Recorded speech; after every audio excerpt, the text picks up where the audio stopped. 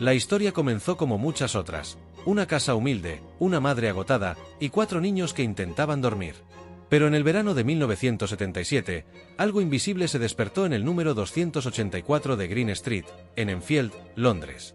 Primero fueron ruidos, golpes en las paredes, objetos que se movían solos. La madre, Peggy Hodgson, pensó que sus hijas estaban jugando, hasta que una cómoda se arrastró por la habitación frente a sus ojos. Sola, pesada, imposible. La policía fue llamada. Y aunque no podían explicarlo, dejaron constancia: una silla se desplazó sin intervención humana. Luego, llegó la voz. Janet, de 11 años, comenzó a hablar con un tono que no era suyo. Grave, violento, como de ultratumba. «Mi nombre es Bill Wilkins», dijo. «Morí en esa silla, de una hemorragia cerebral». Los investigadores grabaron cientos de horas.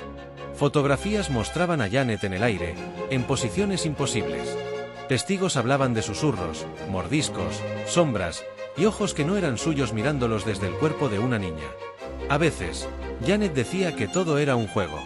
Pero otras veces, en voz baja, confesaba: «No sé qué me hizo hacer eso. A veces, no era yo». Hoy, la casa aún existe. Y quienes han vivido allí desde entonces, prefieren no hablar demasiado del pasado. Porque algunas casas no se limpian con agua bendita. Y algunas voces no se callan ni con el silencio. Ocurrió en Alemania, en el otoño de 1967. En un pequeño despacho de abogados, en la tranquila ciudad de Rosenheim, algo invisible comenzó a manifestarse. Todo empezó con ruidos. Teléfonos que sonaban sin razón. Lámparas que estallaban. Las luces parpadeaban incluso cuando se cortaba la electricidad. Documentos salían volando de sus archivadores como si una ráfaga de viento atravesara las paredes cerradas. La secretaria, una joven de 19 años llamada Anne-Marie Schneider, parecía ser el epicentro de todo. Donde ella iba, el caos la seguía. Pero no había bromas. No había trucos. Solo miedo y muchas preguntas. Técnicos de la compañía telefónica acudieron, pensando en una falla eléctrica. Pero los aparatos seguían sonando incluso desconectados. La energía en el edificio oscilaba sin control. Nadie podía explicarlo. Entonces llegó la ciencia. El doctor Hans Bender, reputado parapsicólogo, instaló cámaras, micrófonos, medidores, y lo que encontró fue escalofriante. Las anomalías ocurrían sin causa física. Las luces se apagaban solas. Los muebles se movían ante testigos. Las llamadas telefónicas llegaban desde líneas que no existían. Y todo ocurría solo cuando Anne-Marie estaba presente. Cuando ella se ausentaba, el silencio volvía.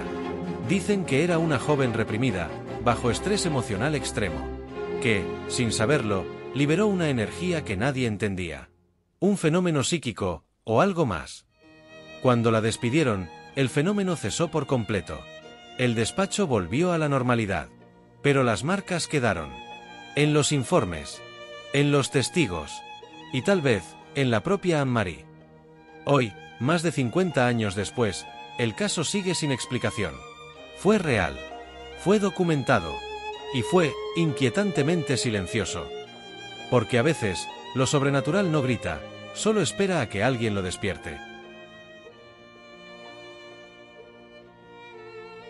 En el corazón de Madrid, en el barrio obrero de Vallecas, se esconde uno de los episodios paranormales más escalofriantes y mejor documentados de Europa. No es una leyenda urbana. No es una historia inventada.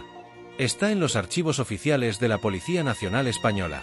Y sucedió, en una casa común, a una familia cualquiera. Su nombre era Estefanía Gutiérrez Lázaro.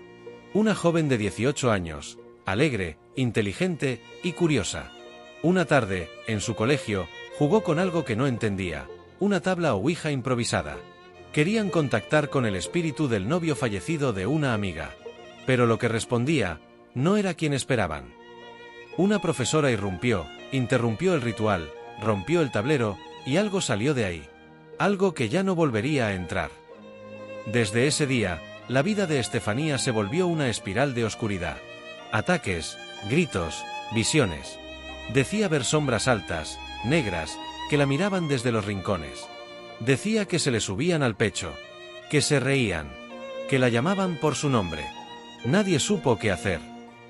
Hasta que una noche, su cuerpo simplemente se apagó. Murió sin explicación médica, como si alguien hubiera apagado una vela desde dentro. Tenía solo 18 años. Y entonces, comenzó el verdadero infierno. Las manifestaciones continuaron. Ya no sobre Estefanía, sino sobre toda su familia. Puertas que se abrían solas. Objetos que volaban. Voces que salían de la nada. Una presencia constante. La madre, rota por el miedo, hizo lo impensable, llamó a la policía. Lo que ocurrió esa noche quedó registrado en un informe oficial, firmado por el inspector José Negri. Los agentes vieron una cruz girar por sí sola. Una puerta que se abrió con tal violencia que rasgó el marco. Ruidos, golpes, voces sin origen. Un retrato de Estefanía ardió dentro de su marco, desde el cristal hacia adentro, sin fuego externo. Los policías salieron conmocionados. Y dejaron escrito lo impensable, que allí, en ese hogar, ocurrían hechos que desafiaban toda lógica humana. El caso se cerró. La familia se mudó. La casa fue vendida. Pero el expediente sigue ahí, firmado, sellado, real. Una historia que sigue latiendo en el silencio. Y una advertencia para quienes creen que el mundo que vemos es el único que existe. El expediente Vallecas no es solo un caso paranormal. Es un grito desde el otro lado. Y sigue esperando que alguien lo escuche.